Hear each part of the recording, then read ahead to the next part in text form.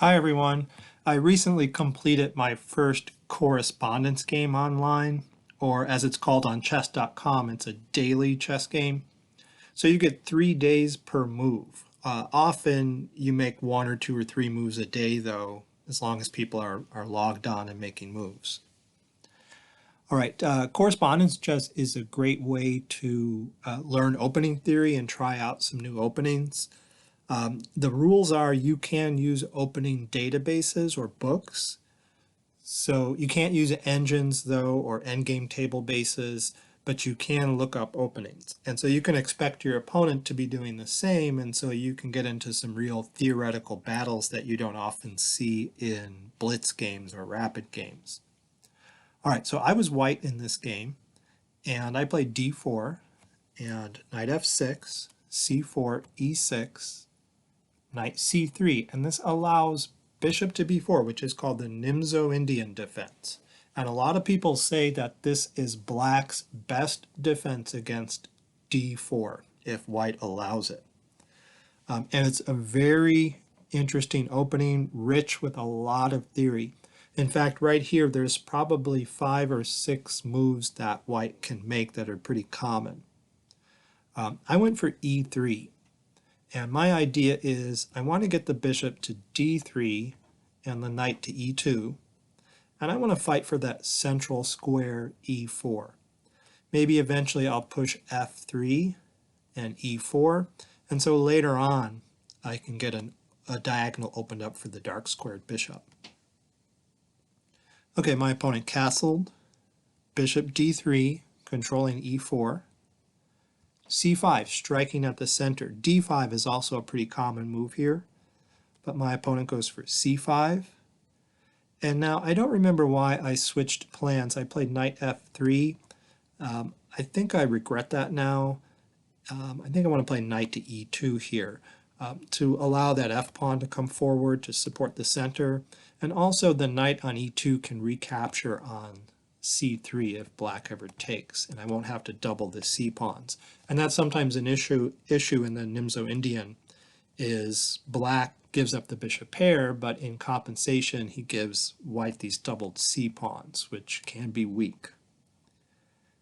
Okay, but I play knight f3, which is a more active square for the knight, especially if black exchanges pawns on d4, which he probably shouldn't do.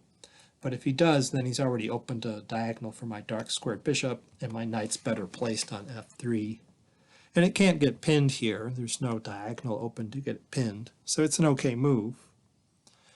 And then my opponent played b6, which is a pretty common move when you have your pawns here and here. You want to fianchetto the bishop, put it on that long diagonal, and it can help control that important e4 square.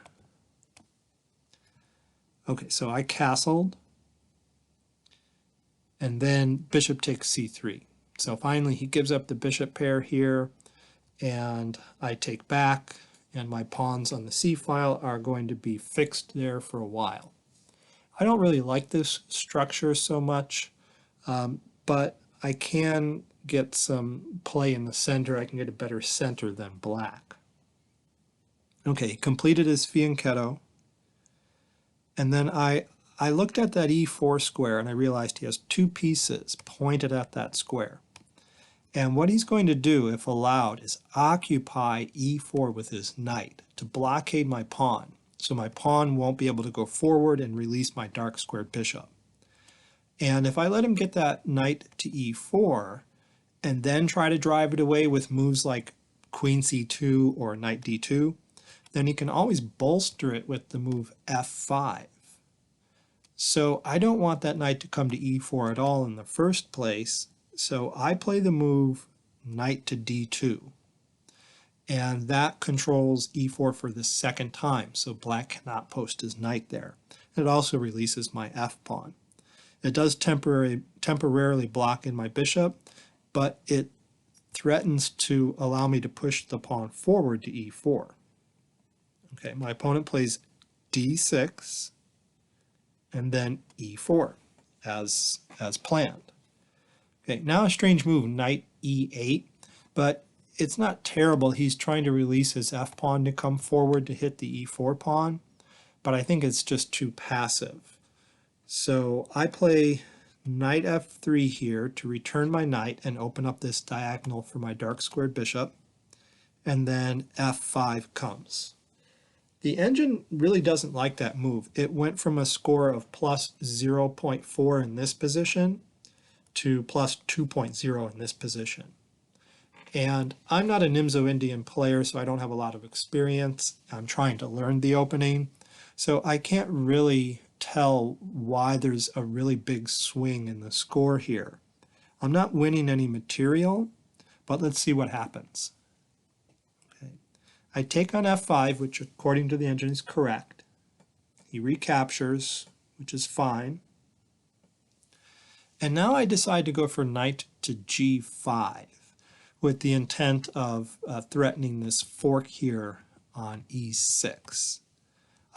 But the engine didn't like that. It went from plus 2.3 to plus 0.7 and suggests instead I should have played bishop to g5 and attacked the queen.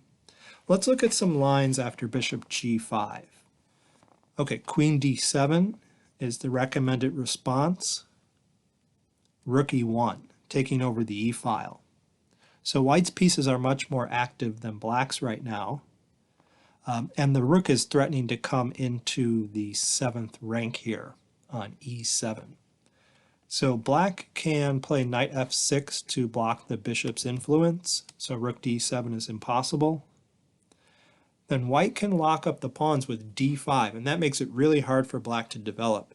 That bishop is locked in, that knight can't come out, the queen's blocking the knight that way. It would have to go to a6 unless the queen moves. And in fact, knight a6 is the recommendation by the engine. Then white can play queen c2 and attack that pawn, create a battery on that pawn. And there's no satisfactory way to deal with all of white's pressure, apparently, which is why the plan black had of pushing his f-pawn might not have been so good, I think. It's because of positions like this. If black plays his knight out of the way so the rook is guarding the pawn as well as the queen, then he loses to the move rook e7. So that knight was preventing that move, and then queen to c8 to defend the bishop on b7, and then knight to h4, and the pressure is immense, and the engine says it's like +8 or something. Okay, so going back, that knight can't move, so how is he going to defend this pawn? Well, the engine suggests he just has to give it up. For example, if he plays g6, then the dark squares are just too weak. This is plus 3.0, and I can play rook to e6 and attack that knight for a second time. If queen to g7 to protect it, then white has to move queen to d2, creating a battery here, so bishop to h6 is a threat, skewering the rook. And black's in a lot of trouble in that line. So instead of protecting it with the queen, black might try to move the knight. Let's say he moves it to h5. Well, when he moves it, remember that allows white to play rook to e7, getting his rook on the 7th rank, queen c8 to defend the bishop again, and then white can double the rooks on the e-file. And then maybe knight c7, trying to get the pieces back into the game. Bishop to h6, attacking the rook. Rook to e8. g4, attacking the knight. And there's just way too much pressure again. And there are tactics in the air. For example, if black takes that pawn, then white has bishop takes g6, and black cannot recapture because there's queen takes g6, and there's a mate to follow. So black's position is really, really bad in these lines. And so the best way to keep up the pressure right here after black's move e takes f5 would have been bishop to g5, but instead I played knight to g5. Okay, well, luckily for me, my opponent responded in a poor way. He played rook to f6 to guard against the coming fork. But the problem with that move is Now the rook and the queen are aligned on the dark square diagonal, and white has this plan with his bishop. All right, so instead of that move, the engine suggests the best move was knight to c7 to protect that e6 square. But again, black's pretty passive, and it's about plus 1.2, according to the engine.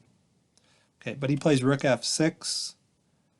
I played d5, locking up the pawns, again, making it very hard for his minor pieces and his rook on a8 to get involved. Okay, knight to d7 came.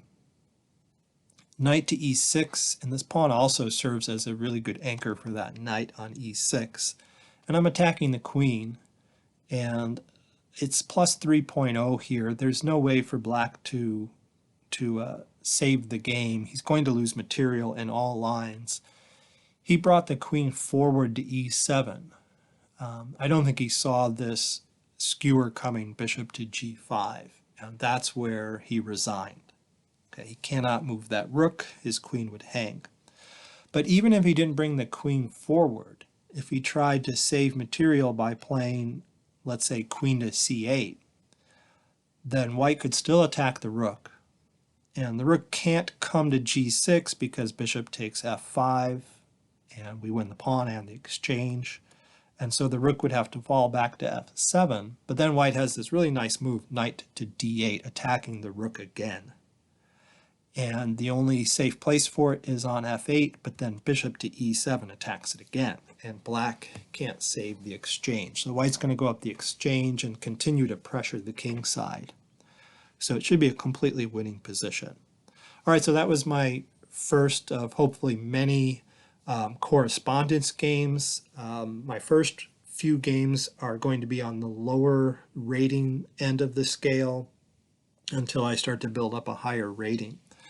But still, it's kind of fun to go through new openings that I normally don't play in Blitz. Thanks for watching.